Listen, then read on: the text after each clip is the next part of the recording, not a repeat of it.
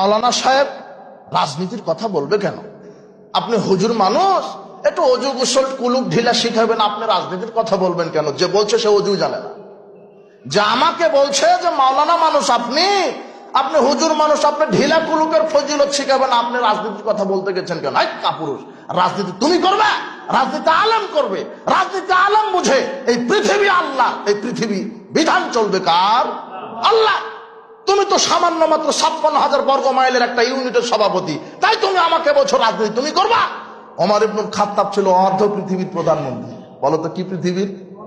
অর্ধ পৃথিবীর। তোমার বাংলাদেশ মানচিত্র দেখা যায় না, তুমি তার একটা ছোট্ট একটা পটকার নেতা হয়ে তুমি আমাকে বলছো রাজনীতির কথা বলবেন না? কাপুরুষ, তুমি কি জানো রাজনীতির? রাজনীতি শেখো ওমর ইবনুল খাত্তাবের কাছ থেকে, যিনি বলছেন ফোরাত নদীর তীরে যদি কুকুর না খেয়ে মারা যায়, এর জন্য আল্লাহ আমাকে কি করবেন?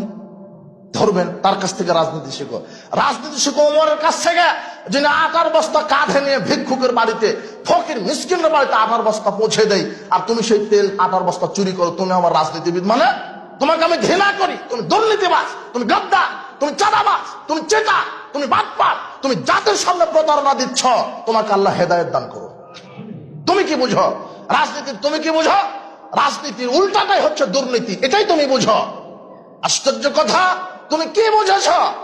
তুমি তো বাংলাদেশের নেতা, তুমি তো বাংলাদেশে নেতৃত্ব দিয়ে থাকো।